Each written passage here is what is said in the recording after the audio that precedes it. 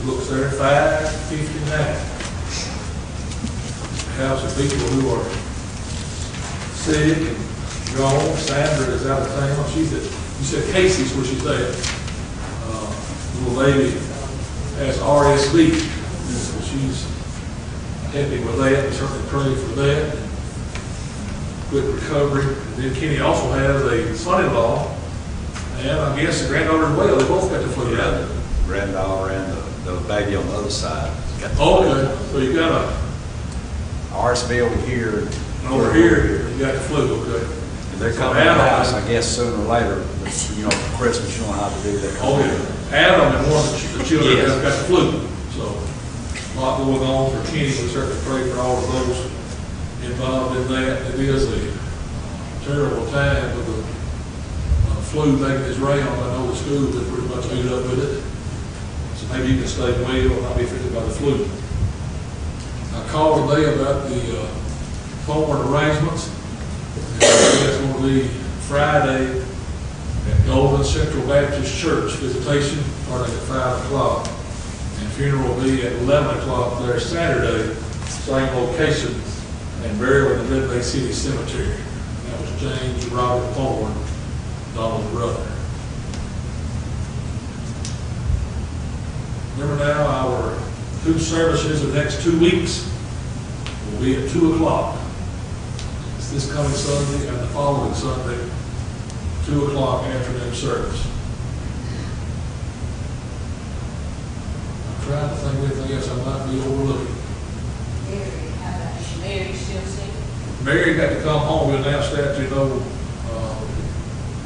Sunday, so I don't know as far as. She's at She's a at doctor's the doctor's, yes. Yeah.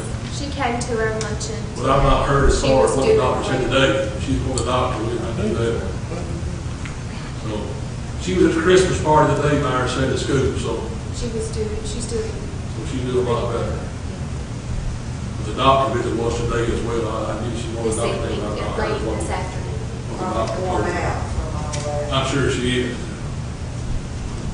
I'm sure she's worn out. All right, anything before we get started this evening? All right, the first song is 559. I guess you noticed we've got some new handouts on the pew in the foyer right there, a little bigger typing, and it's going to be on chapter 12 and 13. I assume your folder probably had 12, but you can just keep it as a bonus. We're going to do something else tonight on chapter 12. Let's have our first song with Ed lead a prayer for us, if you will. We'll start about as a song here.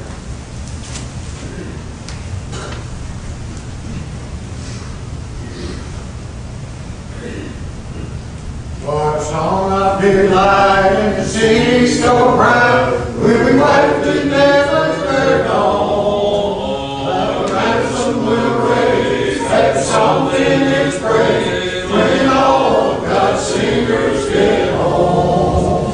When all God's singers get home, when never a sorrow will come. They go in a way like home, when all God's singers get home. And he overcomes sin, hallelujah, amen. With the hurting and languor of fall, every heart will be light, and his face will be bright, when all God's singers get home. When all God's singers get home, whenever a sorrow will come, there will never be no place like home. When all God's singers get home. Our Father who art in heaven, thank thee for our many blessings. We ask thee to be with the congregation during this holiday season. We ask thee to guide, guard, direct, and protect, and bless each one present here tonight, as well as other family members that are not.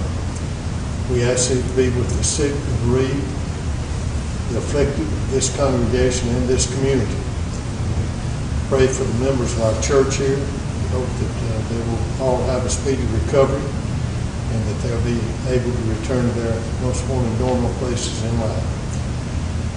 As always, we're thankful for the sacrifice that was made on Calvary's cross so that we might have an opportunity to everlasting life.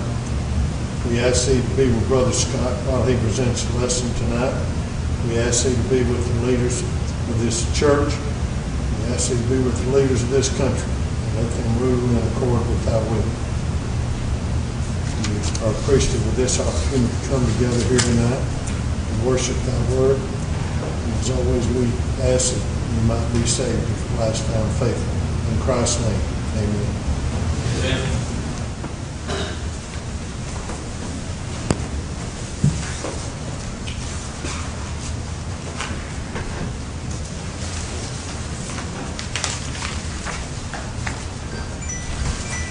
Ready to start in Numbers chapter 12 this evening. I will mention that if the new handout, if you still cannot see that like you want to, I can increase the font pretty easily. That's the size of the pack.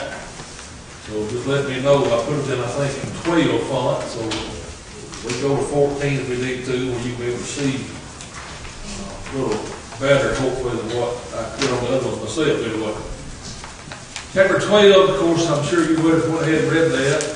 Miriam and Aaron are going to bring an accusation against Moses. And they're going to criticize Moses. Then Miriam and Aaron, verse 1, go against Moses because of the Ethiopian woman whom he had married. For he had married an Ethiopian woman. And I think I'm reading out a different version.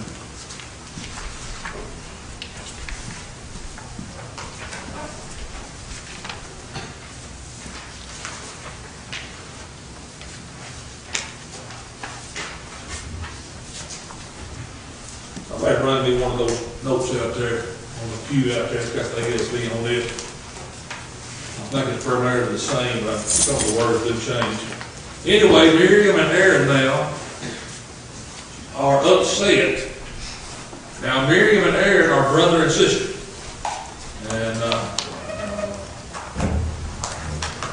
they are also the sister and brother of Moses. And they are disapproving of Moses. They are disapproving of Moses because of the woman whom he has taken for a wife. And it's based on the fact that we understand that she's an Ethiopian. And I thought about this. The disapproval of Moses and his Ethiopian wife, I guess, are an example of the principle that Jesus later gives to us in Matthew 13, where Jesus said there, a prophet is not accepted in what? His own country. And it's not unusual for a prophet, as it is, to find no honor among his own people. And you think if anybody would be on Moses' side, it'd be his brother and sister. But that's not the case. And apparently, it seems to me, as we read that, because of the Hebrew language, that Miriam was probably the one in the forefront of this criticism. And I'll talk about that later on. So it seems to me like, you've met some people who we just say, well, he or she is easily influenced. It seems that Aaron is sort of easily influenced. And I can just picture Miriam starting this criticism and Aaron getting on board pretty easily, and I think that's what's happened here. And you see that because her name is before that of Aaron, and maybe that's because she's the one who brought that situation up. And the criticism is based solely on the fact that she is an Ethiopian. That's the reason. And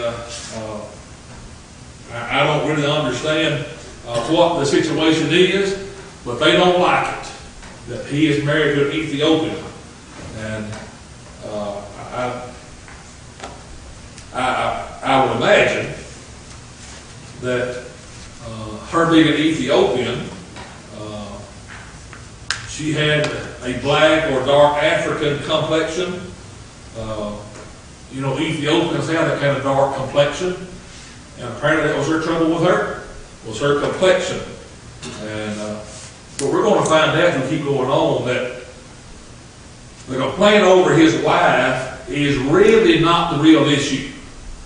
They bring that against Moses, but there's really underlying going on here as well. And you know, many people are sometimes criticized for something that is not the real issue. There's a bigger issue, but the criticism begins in one little small area, and that seems what's happening here. And really sometimes criticized over things that we have no control of. You know, we don't have any reason or business to criticize somebody over something that he or she has no control over. And you know, if Moses took her for a wife, and he loved her and took her as his wife as commanded by God, then her skin complexion should not make a difference to these people, but it did. And so he don't have any control over that. And they said, verse 2, hath Jehovah indeed spoken only with Moses? Hath he not spoken also with us? And Jehovah heard. Now that question is meant to tear Moses down. It's asked with the assumption that Moses is some kind of spiritually proud person. He's one of those people who's puffed up because of his position. And the idea seems to be that Moses is somehow arrogantly presenting himself as the only spokesman to God for Israel. And it's interesting. They present this attack in the form of a question. But it's not a question. This is an attack against the authority of Moses, and not only that, but the God who appointed Moses. And if you think about it, in one sense, the answer to that question is no. The Lord had not spoken only through Moses. And Kenny, in Exodus chapter 4, God spoke there to the people through Aaron, if you remember. Chapter 12 again, God speaks to people through Aaron. Exodus 15, on that occasion, God spoke to people through Miriam. And so that's not the answer is no. Matter of fact, God has spoken in the past through both of you. And Numbers chapter 11, chapter ago, we had God there speak through all the elders of Israel to the people. And so, no, God did not only communicate with his people through Moses. Sometimes it was Aaron, sometimes it was Miriam, the elders, and so the answer is no. And but in another sense, it might be answered yes, because it's obvious that God appointed Moses as the foremost person to lead Israel. That was his job. Moses was chosen for that. And God used Moses as his primary spokesperson to Israel. That's just as simple as we can make it. And so, it seems that Aaron and Miriam are like this. Well, you know, we are also gifted, and God spoke through us, and therefore Moses should share his place of authority with us. That's sort of a jealousy taking place here, it seems to be like. And God has spoke through Aaron and Miriam both in the past. And it was God's design, though, that Moses be the primary leader over Israel. And, you know, God could have chose a Congress to lead Israel. He could have chose a committee to lead Israel. But God chose what? He chose Moses to lead Israel. And you're not surprised with the way to read that last 4 words there. And Jehovah heard it. Of course he heard it. He always hears it. God always knows. And he hears. And he hears based upon truth. He does not hear based on appearance. God knows the entire situation intently. And so Miriam and Aaron have accused Moses of being prideful. And so I had to ask you, what kind of sin would motivate Miriam and Aaron to make that accusation of Moses being full of pride? Being full of pride themselves? Yeah, jealousy. Jealousy. they are guilty of the very same thing they are accusing Moses of. All right, verse 3. Now the man Moses was very meek above all the men that were upon the face of the earth. Moses did not have a great pride problem. Moses was very humble. And as I mentioned a moment ago, his accusers have the pride problem. And, just because somebody is accused of something does not make that true. And sometimes in our society, that's not the case. But just because a person is accused does not make that person be guilty of that issue. And it says here that Moses was meek above all the men on the face of the earth. And that's a pretty great statement to make. And I'm not for sure, as you think about the life of Moses, that Moses' life began like that. I think probably what had happened to Moses, what we refer to as a desert time. Moses began as what? A prince of Egypt. You would think that Moses grew up very proud and very confident in his formative years of who he was and his position. And I believe also in his abilities, very confident in his abilities. But time, as I call that desert time, desert time sometimes can make a proud man be a humble man. And, we've all heard that old saying, he or she has been cut down, has been humbled. Well, desert time does that to a person. And desert time for Moses made him be able to be used greatly by God. And so, very humble was the man Moses. And Jehovah spake something unto Moses, unto Aaron, and unto Miriam, come out, ye three, in the tent of meeting. And they three came out. And Jehovah came down the pillar of cloud, stood at the door of the tent, and called Aaron and Miriam, and they both came forth. Interesting here, there's no long delay. Suddenly.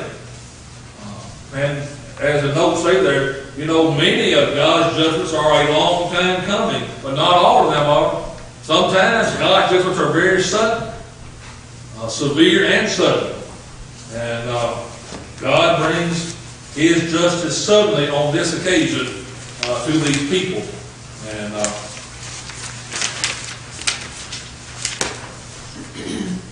He tells them, come out to the tent, to the tabernacle of meeting, if you will. And it seems that God had an audible voice telling them that. And God says, you three, come before me in the tent. And Ralph, do you think maybe Miriam and Aaron are thinking, you got to get out now. God's going to freak them up for us now. They made the accusation. Now God says, you three, come to the tent of meeting. They had to think, God's going to get him. God's going to put him in this place. They're prideful. They want Moses brought down, and they have to rejoice when God says, meet me at the tent. And they're going to be in for a surprise. All right, before we get to verse 6. And he said, hear now my words. If there be a prophet among you, I, Jehovah, will make myself known unto him in a vision. I'll speak with him in a dream. My servant Moses is not so. He is faithful in all my house. With him will I speak mouth to mouth, even manifestly, and not in dark speeches. And for Jehovah shall he be holy. Wherefore then were ye not afraid to speak against my servant, against Moses? And the anger of Jehovah was kindled against them, and he departed. The basis of the complaint of those two, basically, what's so special about Moses? What makes him be the ringleader around here? What's so special about Moses? And God's going to answer that. And God does. And God speaks from Moses face to face. And now you understand, Moses, Miriam, and Aaron are not able to see the physical form of God. Exodus 33 verse 1, it says simply that you cannot see the face of God.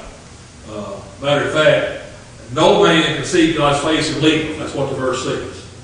And so they didn't see the actual face of God. He's talking about that they have a great closeness in relationship. And not a literal meaning of face to face. And he says, notice there, about seeing the form of the Lord. And that's what actually Moses beheld. And the form of the Lord. Nothing specific or material, because he could not see the Lord and live. And he says, basically, my servant Moses, he is faithful in all my house. And I speak with him face to face. And I do that very plainly. I don't do that in some type of dark, mysterious sayings. I speak with Moses face to face and do it in a very plain fashion. And Moses did enjoy a remarkable close communion with God. And I guess it's because, first of all, God needed a man. And Moses took that position. Moses accepted his position that God needed him to do. And we also read earlier he was a humble man. And then we also found in these verses that not only he's humble, but he's also a faithful man in all of his house. And he walks a life of righteousness. And so after this conversation, God's anger is manifested to all these three people. And the presence of God departs. And I assume it departed as quick as it got there. Suddenly, it was gone. And that would have to be a pretty awkward situation for both Miriam and Aaron. Verse 10, and the cloud removed over the tent. And behold, Miriam was leprous, as white as snow. And Aaron looked upon Miriam, and behold, she was leprous.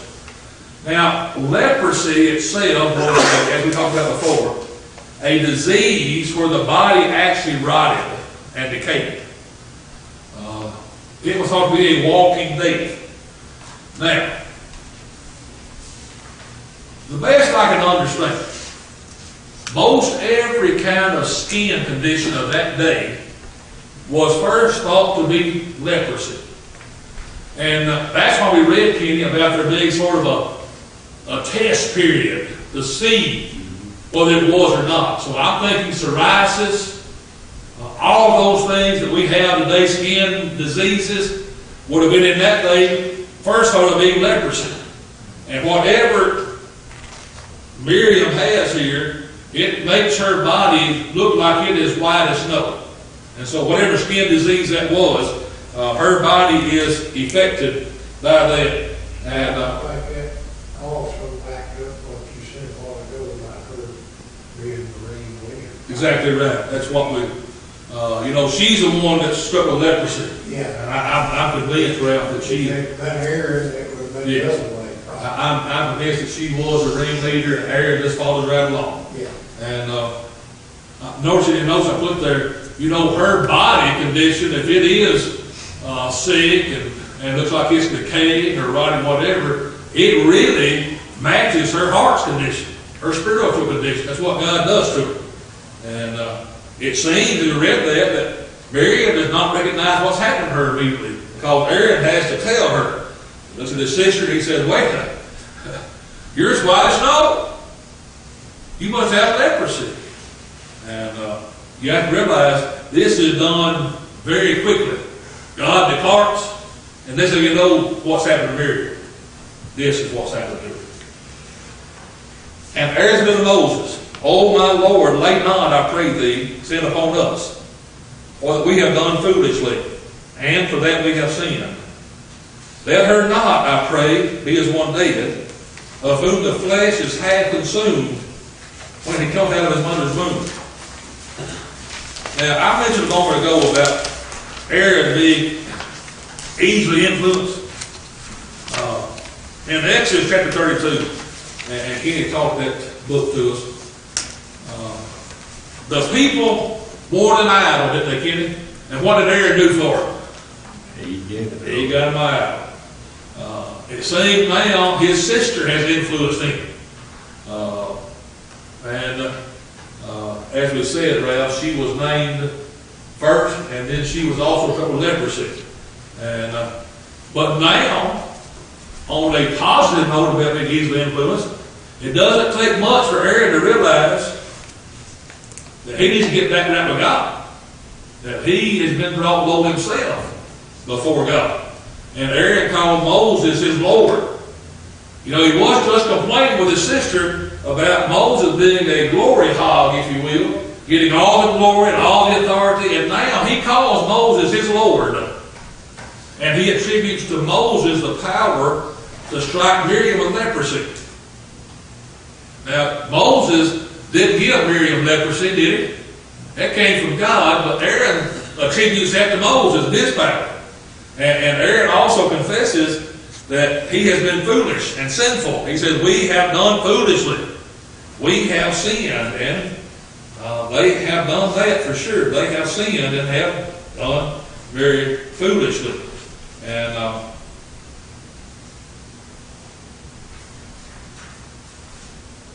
Moses cried to Jehovah, saying, heal her, O God, I beseech thee.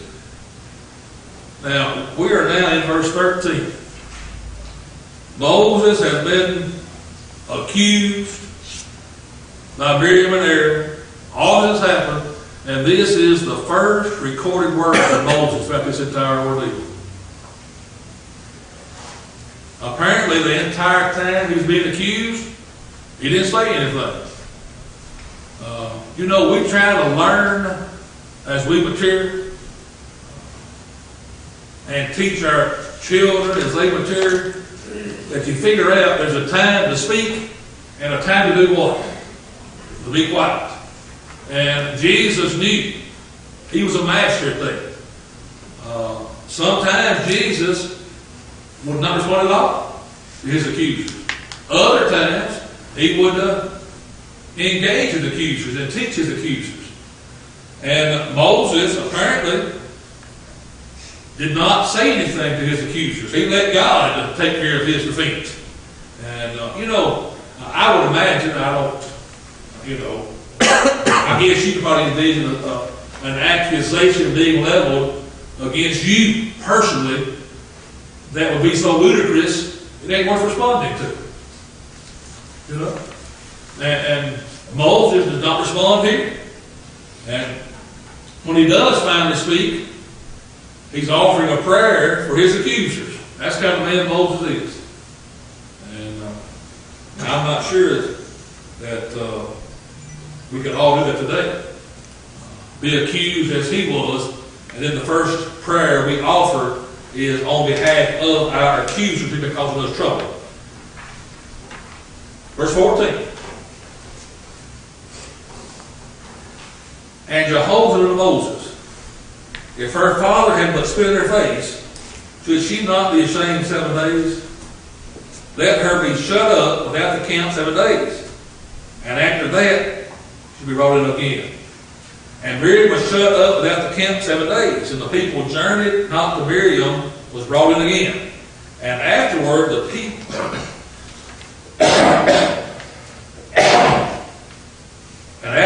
people journeyed from Hazarah and encamped in the wilderness of Paran. Now, this is appropriate because Miriam has done something even more shameful than her own father spitting in her face. Miriam has tried to bring down a leader of God's people. She's used petty, false, self-interested criticism. And so she's going to have to be punished for that. And that's what happens.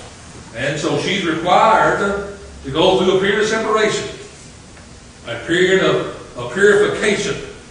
And the whole time that she's in her period of purification, the camp remains at Hazarah. Now, this caused me to wonder. And You know, certainly Miriam is not the only one who's been put outside the camp for various reasons, like this leprosy, this disease. Apparently the whole time, you know, God's people, they're going to move when what happens? Yeah, when the cloud moves, they're going to move. And the cloud does not move until after her 7 days are up. What happened, I wonder, Kenny, since you've done false Exodus and Leviticus? You answered my question, but right now on the spot. What happened to people, likewise to Miriam, put outside the camp, because the cloud could not have always delayed moving? Catch my drift? Yeah.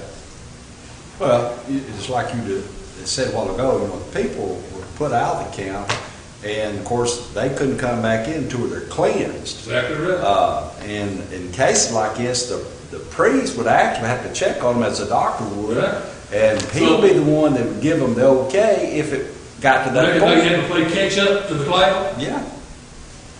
They must have to. I mean, only I can see it.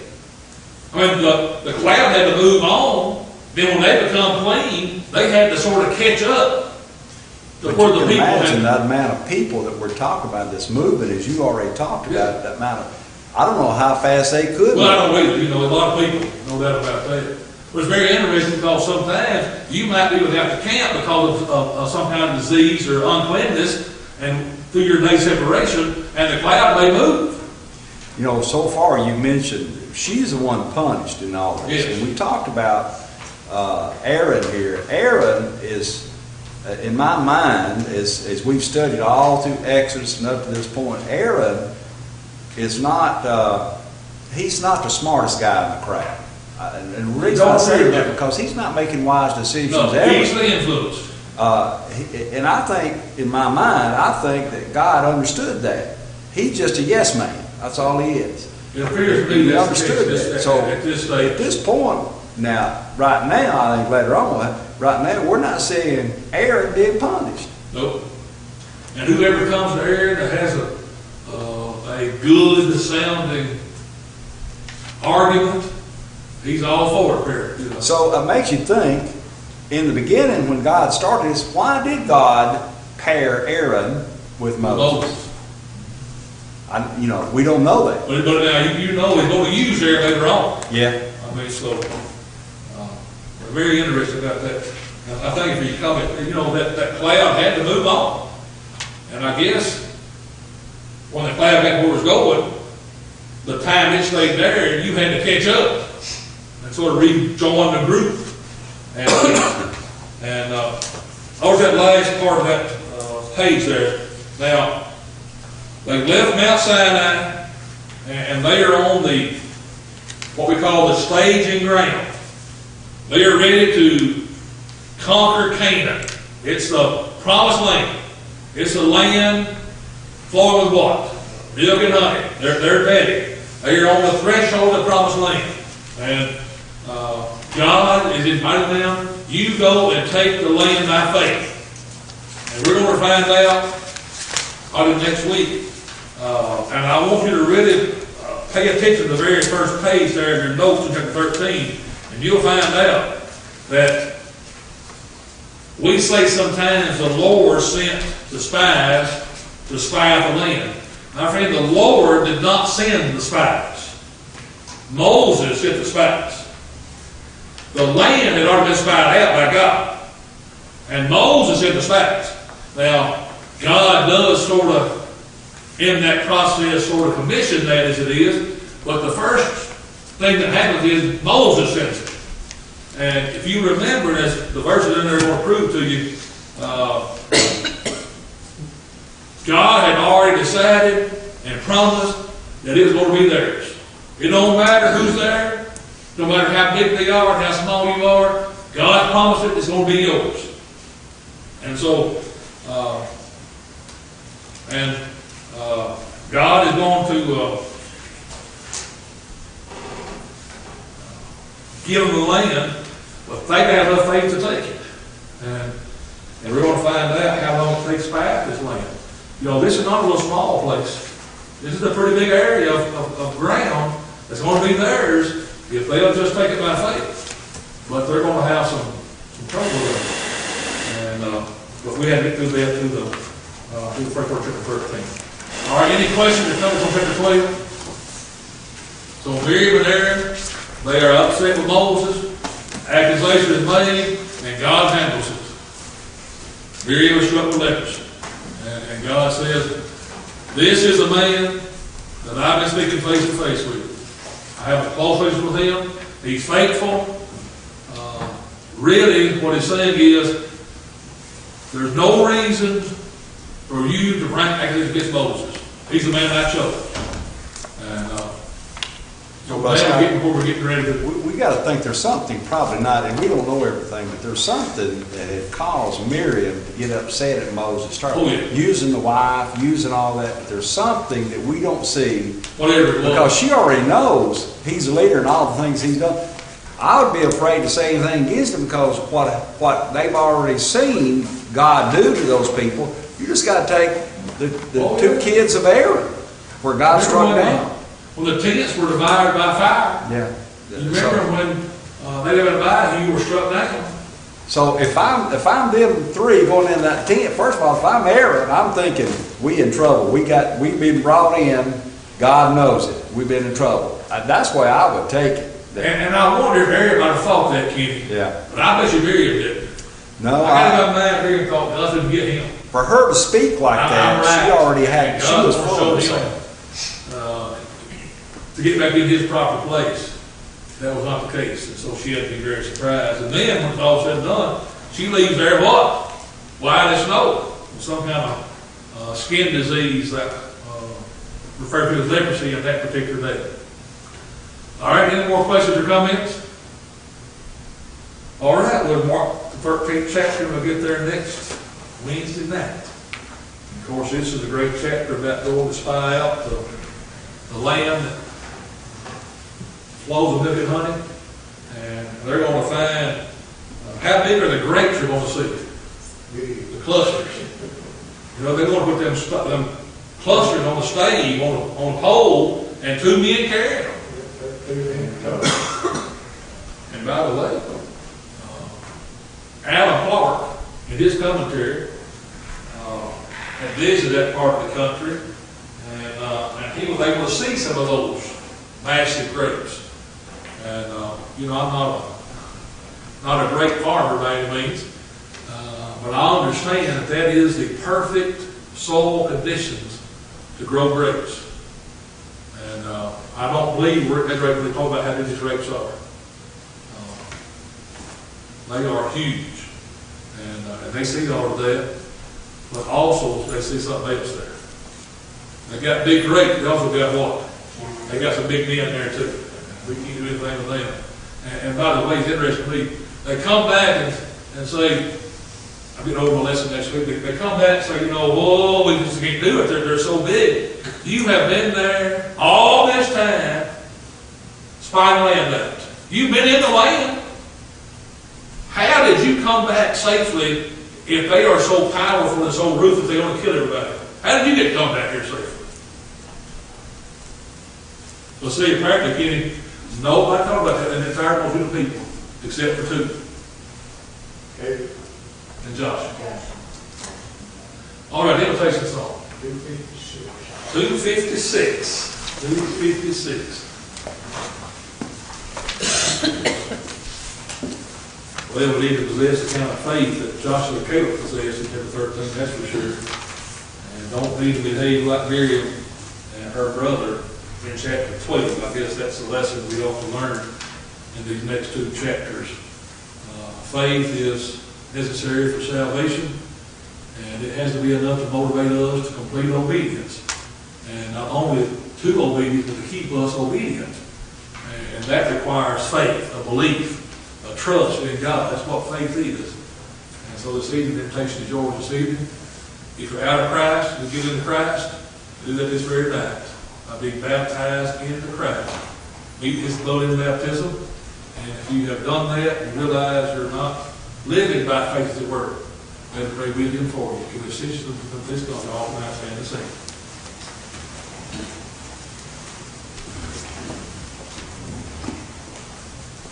At the door you're standing, Patiently drawing near, in trust within demanding, whose is the voice I hear.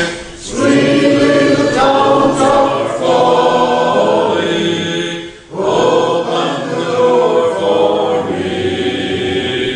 If thou will heed my calling, I will abide with thee. all Through the dark hours dreary, knocking again is he.